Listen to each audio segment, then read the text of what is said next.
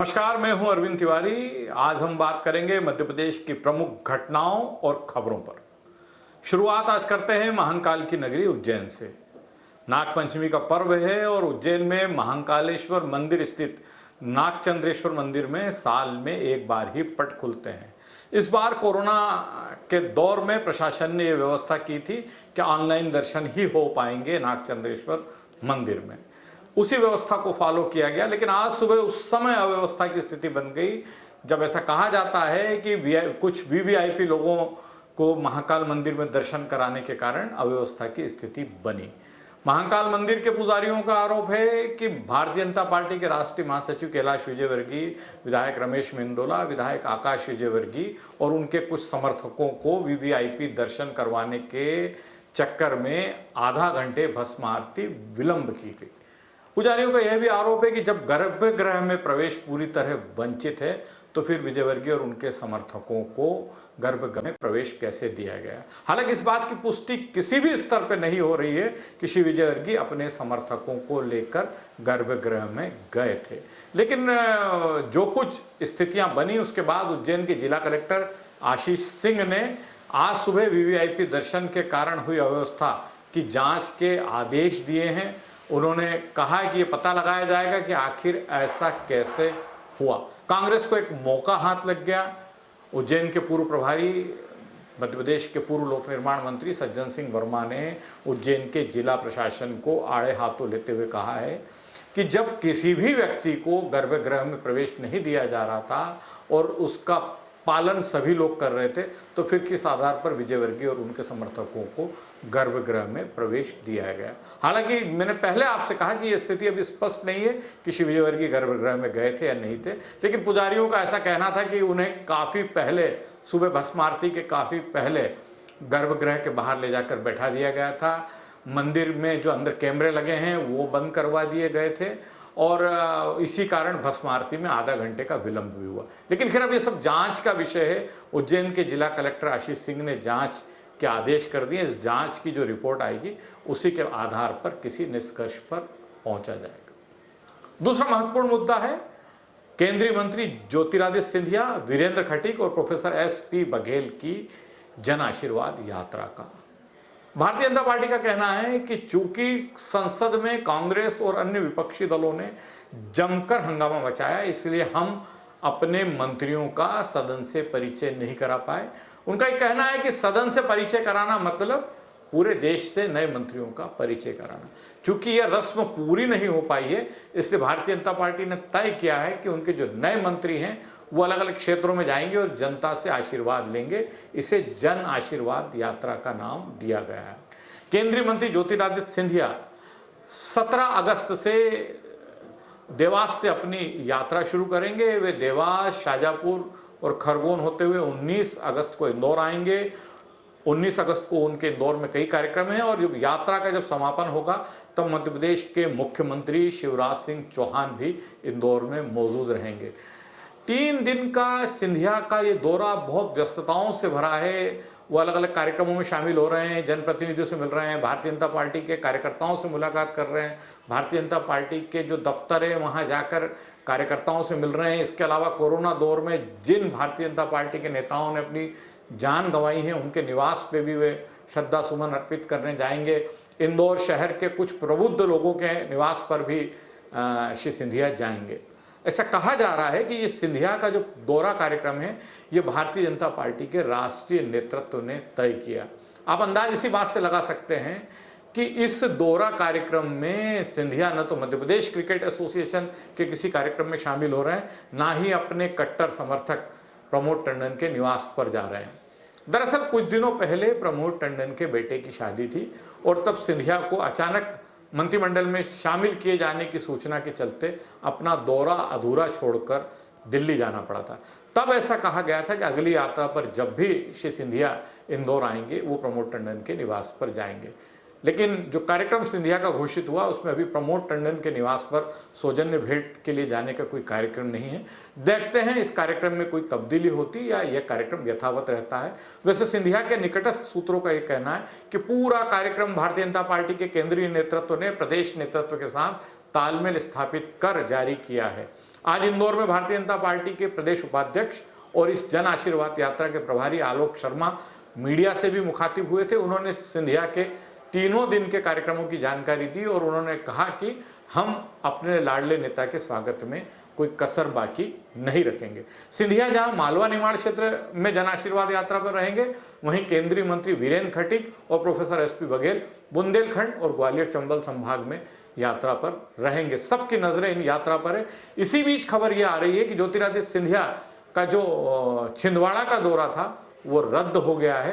कांग्रेस ने इस पर टिप्पणी भी की है। कांग्रेस के मुख्य प्रवक्ता के मिश्रा ने कहा है कि सिंधिया का छिंदवाड़ा दौरा निरस्त हो गया है। शुरुआत आकार लेता उसके पहले ही निरस्त हो गया और अब सिंधिया को गुना जाकर एक बार फिर वहां की जनता से आशीर्वाद लेना चाहिए। यह भी तय हुआ है कि जब 18 अगस्त को सिंधिया खरगोन जिले के दौरे पर रहेंगे तब वे नर्मदा किनारे रावेर में बाजीराव पेशवा की समाधि पर नमन के लिए भी जाएंगे। कांग्रेस ने इस पर भी टिप्पणी की है और कांग्रेस का कहना है कि सिंधिया को ग्वालियर में लक्ष्मीबाई की प्रतिमा पर भी श्रद्धा सुमन अर्पित करने जाना चाहिए। कांग्रेस ने आज मध्य प्रदेश में अलग अलग स्थानों पर प्रेस कॉन्फ्रेंस की है। इंदौर में पार्टी की वरिष्ठ विधायक और पूर्व मंत्री विजय लक्ष्मी साधो मीडिया से रूबरू हुई थी। भोपाल में पूर्व मंत्री पीसी शर्मा मीडिया से रूबरू हुए थे और कांग्रेस ने जिस तरीके से विधानसभा को स्थगित किया गया है, मात्र 4 दिन का जो सत्र था उसे मात्र 4 घंटे में समेट दिया है, उस पर बहुत तीखी नाराजगी जताई है। कांग्रेस का कहना है कि यह विपक्ष की दमदार आवाज को दबाया जा रहा है, सरकार चर्चा से भाग रही है। डॉक्टर साधो ने कहा कि हम तमाम मुद्दों पर, चाहे वो मध्य प्रदेश में शराब कांड हो, चाहे ओबीसी आरक्षण का मुद्दा हो, चाहे पेट्रोल और डीजल की बढ़ती कीमतों का मामला हो, या महंगाई का मुद्दा हो, या अन्य कोई मुद्दा हो, हम इन तमाम मुद्दों पर सदन में चर्चा चाहते थे। लेकिन चूंकि भारतीय जनता पार्टी की सरकार इन मुद्दों पर चर्चा से बचना चाहती है, उसे मालूम है कि यदि हम चर्चा करेंगे तो कई मुद्दे ऐसे सामने आएंगे जिसमें सरकार कटघरे में खड़ी हो सकती है। इसलिए सरकार ने चर्चा से बचने का निर्णय लिया। ज्योतिरादित्य सिंधिया की जन आशीर्वाद यात्रा पर डॉक्टर साधो ने प्रतिक्रिया व्यक्त करते हुए कहा कि इसका कोई असर नहीं पड़ने वाला है, जनता उनकी असलियत जान चुकी है। खंडवा उपचुनाव का मुद्दा भी इस पत्रकार वार्ता के दौरान उठा और उन्होंने कहा कि ये कमलनाथ तय करेंगे कि किसे उम्मीदवार बनाया जाना है, लेकिन पार्टी जिसे भी उम्मीदवार बनाएगी हम उसको पूरी मजबूती से, पूरी ताकत से जिताने की कोशिश करेंगे। एक और जानकारी इस पत्रकार वार्ता से जुड़ी यह है कि इस पत्रकार वार्ता में के लिए प्रदेश कांग्रेस के प्रदेश नेतृत्व ने जो कार्यक्रम तय किया था उसके मुताबिक कांग्रेस के कार्यकारी अध्यक्ष जीतू पटवारी को भी आज इंदौर में मौजूद रहना था, लेकिन आज इस पत्रकार वार्ता में जीतू पटवारी डॉक्टर विजय लक्ष्मी साधो के साथ नजर नहीं आए। एक बड़ी खबर रीवा से है कि रीवा के बिछरहट्टा गांव में मशरूम की सब्जी खाने से 2 दर्जन से ज्यादा लोग बीमार हो गए। इनका इलाज चल रहा है, इनमें से कई की हालत गंभीर है। इन्हें रीवा के अस्पताल में भर्ती कराया गया है। मध्य प्रदेश सरकार ने रीवा के जिला प्रशासन को निर्देश दिए हैं कि इनके इलाज में कहीं कोई कमी न रहे। यदि इन्हें और कोई बेहतर चिकित्सा सुविधा उपलब्ध कराना हो तो उसके लिए भी सरकार तैयार है। जहां इन्हें शिफ्ट करना हो वहां शिफ्ट किया जा सकता है। रीवा के कलेक्टर और एसपी इन पीड़ित परिवारों से जाकर मिल लिए हैं। उन्होंने अस्पताल के प्रबंधन को निर्देश दिए हैं कि इनके बेहतर से बेहतर इलाज की व्यवस्था की जाए। अब बात करते हैं इंदौर की। इंदौर से बड़ी खबर यह है कि इंदौर के जिला कलेक्टर मनीष सिंह ने 40 अपराधियों को जिला बदर कर दिया। एक बड़ी कार्रवाई है ये, और कोरोना की दूसरी लहर के बाद इतनी बड़ी संख्या में अपराधियों को जिला बदर करने का मध्य प्रदेश में यह पहला मामला है। ये जो कार्रवाई हुई है, जो पुलिस की अनुशंसा पर जिला कलेक्टर ने की है, यह स्पष्ट संकेत है अपराधियों के लिए कि अब सुधर जाइए, अन्यथा आपको इससे भी सख्त कार्रवाई का सामना करना पड़ेगा। आज की जो कार्रवाई हुई है वो बड़ी कार्रवाई है। इंदौर में इतनी बड़ी संख्या में अपराधियों को जिला बदर करने का मामला यदाकदा ही हुआ है। अब एक महत्वपूर्ण मुद्दे पर बात करते हैं। 2 दिन पहले हमने सुना था कि एक 14 साल की स्कूली छात्रा जो एक कन्फेक्शनरी और कॉस्मेटिक व्यवसायी की बेटी है, ने जूनी इंदौर थाने में एक प्रकरण दर्ज करवाया। स्कूली छात्रा जो मात्र 14 साल की है, उसका कहना था कि एक व्यक्ति जो 6 महीने पहले भी उसके साथ छेड़छाड़ कर चुका है और जिसे पुलिस ने उसकी शिकायत पर गिरफ्तार किया था, वह जेल से छूटने के बाद उससे पैसे की मांग कर रहा है और पैसे नहीं देने की स्थिति में एसिड अटैक की धमकी दे रहा है। छात्रा ने यह भी कहा था कि उसकी धमकी से मैं घबरा गई और मैंने उसे 25,000 रुपये दे दिए। पुलिस ने इस मामले में प्रकरण दर्ज किया और जिस व्यक्ति पर धमकाने का आरोप था उसे गिरफ्तार भी कर लिया।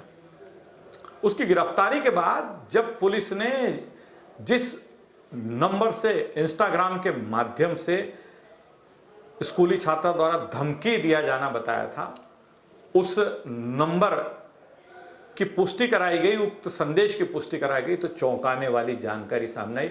यह एक ऐसी जानकारी है जो आप और हमारे सबके लिए भी बहुत चौंकाने वाली है। खुलासा यह हुआ है कि उक्त स्कूली छात्रा को अपने एक बॉयफ्रेंड को 25,000 रुपये देना थे। 25,000 रुपये उसने घर से चुराए और बॉयफ्रेंड को दे दिए। ये 25,000 रुपये की जो अपनी चोरी थी उसको जस्टिफाई करने के लिए स्कूली छात्रा ने अपनी एक पुरानी सिम से इंस्टाग्राम पर अकाउंट क्रिएट किया। इंस्टाग्राम पे एक नया अकाउंट बनाया और उस अकाउंट से खुद ही ने खुद को धमकी दे डाली एसिड अटैक की। जब इंस्टाग्राम ने इंदौर पुलिस को बताया कि जिस नंबर से अकाउंट बनाया गया है वो इस नाम का है, तो पुलिस भी चौंक पड़ी, क्योंकि वो नाम उस स्कूली छात्रा का ही था, उसी के पास वो सिम पहले थी। जब छात्रा को पुलिस ने बुला के उससे पूछताछ की तो पहले तो वो नानकुर करती गई, लेकिन बाद में उसने सत्यता स्वीकारी और उसने कहा कि यह धमकी भरा मैसेज मैंने ही किया था। एक स्कूली छात्रा आखिर एक षड्यंत्र का ऐसा ताना बाना कैसे बुन सकती है, यह हम सब के लिए सोचने की बात है। यह छात्रा के अभिभावकों के लिए भी सोचने की बात है। केवल इसी छात्रा के अभिभावकों के लिए सोचने की बात नहीं है, ये इंदौर के उन तमाम स्कूली छात्रों के अभिभावकों के लिए सोचने की बात है जिनके जहन में रोज आए दिन इस तरह की घटनाएं सामने आ रही हैं। इंदौर में हम पिछले 15 दिन में 3-4 ऐसी घटनाएं देख चुके हैं जिसमें स्कूली बच्चों ने जो कुछ किया उसने हम सबको भी चौंकाया है। अंदाज लगाइए, एक 14 साल की छात्रा, उसका एक अपने ही मोहल्ले के लड़के से अफेयर, और उसके बाद उक्त छात्रा द्वारा इंस्टाग्राम पे अकाउंट क्रिएट करना, एसिड अटैक की धमकी देना, उस धमकी को आधार बनाकर 25,000 रुपये अपने प्रेमी को पहुंचाना, ये सब आखिर एक स्कूली छात्रा के दिमाग में ये सब आखिर कैसे चलता रहा, ये सब बहुत ही सोचने का विषय है, चिंता का विषय है और अभिभावकों के जागरूक रहने का भी विषय है। तो आज के इस शो में बस इतना ही। कल फिर मिलेंगे नई खबरों के साथ, नए मुद्दों के साथ, नई घटनाओं के साथ। इजाजत दीजिए अरविंद तिवारी को। डिजियाना न्यूज पर खबरों का सिलसिला जारी है, जारी रहेगा।